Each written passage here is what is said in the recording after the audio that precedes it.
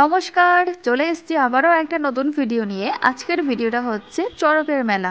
সকালবেলায় গেছিলাম বরকে নিয়ে গাজন দেখতে।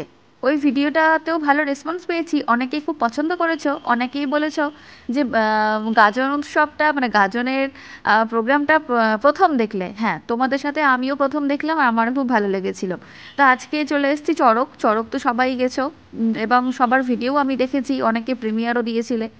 তো চড়ক আমি লাস্ট একবার এসেছিলাম, এটা নিয়ে দুইবার। তো চড়কের মেলাতে এসে তো প্রচণ্ড ভিড় দেখলাম আর অবাক হলাম। এই মানে চড়কের মেলা তো এত ভিড়। তো যথারীতি মেলাতে চলে এসেছি, বর পার্কিং করে দিয়েছে গাড়িটা, আমি অনেকক্ষণ দাঁড়িয়েছিলাম ওইখানটাই। তো এসে থেকে এবার শুরু হয়ে গেছে প্রত্যেকটা স্টলে ঘুরে বেড়ানো। তো মেলাতে আসলে সব দোকানপাট দেখতে ভালো লাগে, কিছু কিনি আর না কিনি।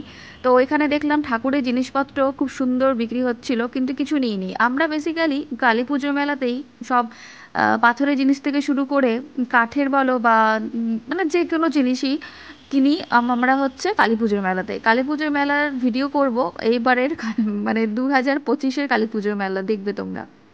তো যাই হোক, হাঁটতে হাঁটতে অনেকটাই সামনে চলে এসেছে যেখানে চড়কটা ঘুরবে।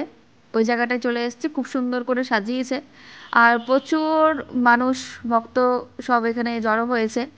অনেকক্ষণ দাঁড়িয়ে থাকার পর ভাবছিলাম যে কখন শুরু হবে, এখনও তো শুরুই করলো না। তো দাঁড়িয়ে থাকতে থাকতেই দেখলাম যে সন্ন্যাসীদের এখানে রেডি করা হচ্ছে।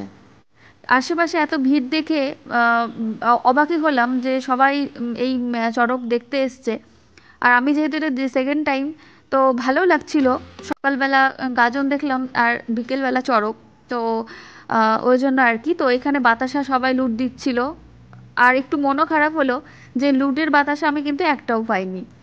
তো যেতে যেতে যখন মেলা শেষে বাড়ি যখন ফিরছিলাম, তখন এই সন্ন্যাসীরাই রাস্তায় বসেছিল। তো সবাই তাকে প্রণাম করে ওইখান থেকে প্রসাদ নিচ্ছিল, তো ওইটাই নিয়েছি প্রণাম করে। তো এখানে দেখো সাত পাক কি বোধহয় ঘোরে, তো এখানে ঘোরা স্টার্ট হয়ে গেছে।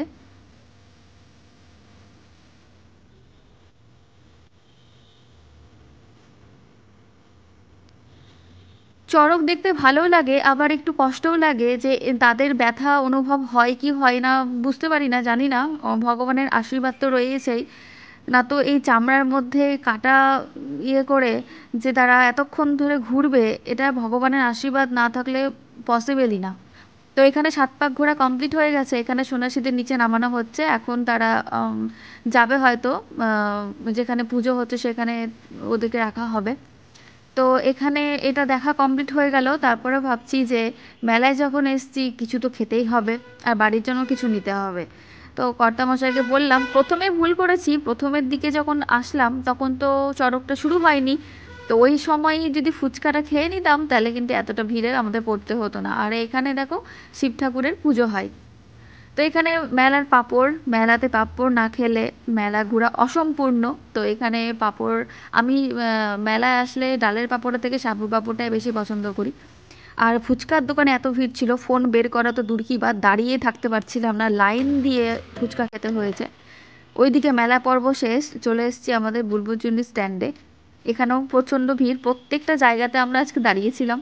পাঁপড়ের দোকানে দাঁড়ালাম, ফুচকার দোকানে তো কি আর বলবো, অনেকক্ষণ দাঁড়িয়ে থাকতে হয়েছিল। তারপর মিষ্টির দোকানে এসে, এটা আমাদের বুলবুলচন্ডী স্ট্যান্ডের মানে বুলবুলচন্ডী সব থেকে নাম করা দোকান। তো এখানে জিলিপি ভাজছিল, সেটাও একটু ভিডিওতে নেওয়ার চেষ্টা করেছি, কারণ হাজব্যান্ড ওইদিকে দাঁড়িয়ে রয়েছে। এতটাই ভিড় এখানেও যে সবাই ধরো বাড়িতে আজকে মিষ্টি যাই হোক কিছু একটা তো নিয়ে যাবেই, ওই জন্য ধরো এতটা ভিড় এখানে। তো এখানে দাঁড়িয়ে দাঁড়িয়ে আমি জিলিপি ভাজা দেখছিলাম এবং সেটাকেও ক্যাপচার করেছি। তো এইখানেও দাঁড়িয়ে থাকতে হয়েছে, ফুচকার দোকানেও দাঁড়িয়ে, সব না সব জায়গাতে। তো যাই হোক, দাঁড়িয়ে থাকার পর সব আমাদের কেনা কমপ্লিট হয়ে গেছে। এবার বাড়ির দিকে যাচ্ছি। তো আজকের দিনটা বেশ ভালোই কাটলো। তো আশা করছি তোমাদের সকলের আমার ভিডিওটা খুব ভালো লেগেছে। আশা করব তোমরা একটা ভালো কমেন্ট করে যাবে। আর অবশ্যই যাদের আমার ভিডিও ভালো লাগবে একটা ছোট কমেন্ট করে যাবে, অবশ্যই সাবস্ক্রাইব ব্যাক আমি অবশ্যই করে দেবো। তো যাই হোক, সবাই ভালো থেকো, সুস্থ থেকো। দেখা হচ্ছে নেক্সট কোনো ভিডিওই। আর কিছু ছবি তোমাদের জন্য দিলাম, অবশ্যই দেখে নিও। তো চলো আজকে ভিডিওটা এখানে শেষ করছি, টাটা।